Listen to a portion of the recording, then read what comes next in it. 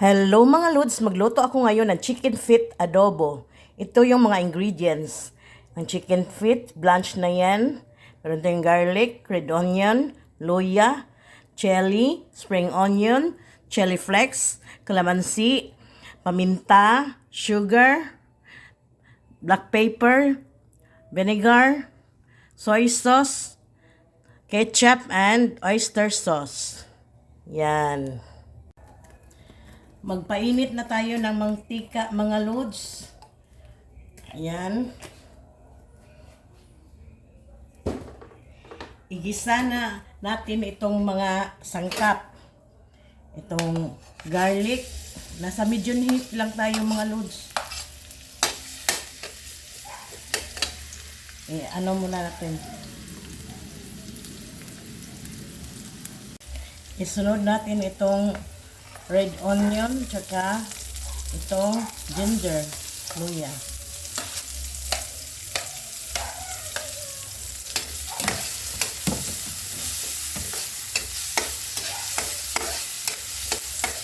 Ilabas muna natin yung bango ng mga sangkap, mga lods. Ayan, lumabas na yung bango ng mga ingredients. Isunod natin itong chicken feet.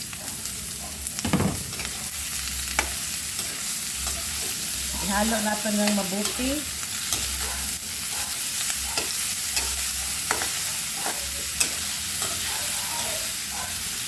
Tapos maglagay tayo ng panimpla. Maglagay tayo ng suka. Yan, hindi lang masyadong marami. Toyo.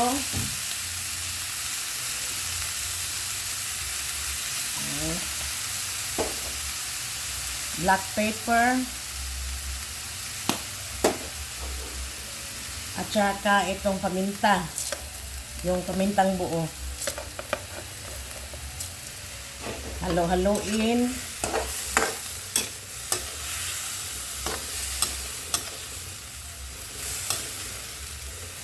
I-simmer muna natin ito ng 10 minutes.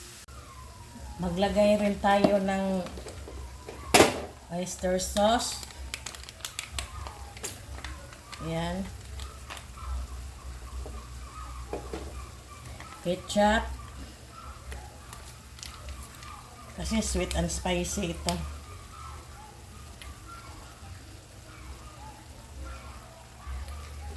At brown sugar. Isang kutsara lang na brown sugar, mga lods. Ayan.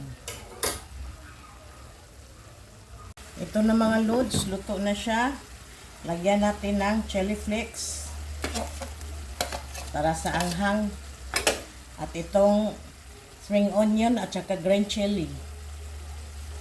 Yan.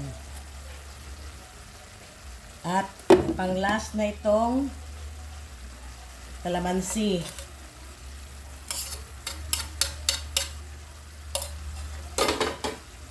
Halo-haloin na lang yan, simmer for 5 minutes. Ito na, mga lods, luto na siya. Lagyan natin ng chili flakes para sa anghang. At itong spring onion at saka green chili. Yan. At pang last na itong calamansi.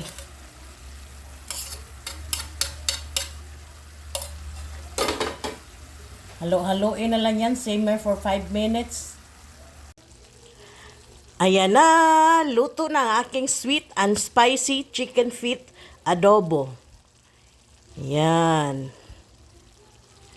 Yummy yan. Kainan na, luto na aking sweet and spicy chicken feet adobo. Yummy yan.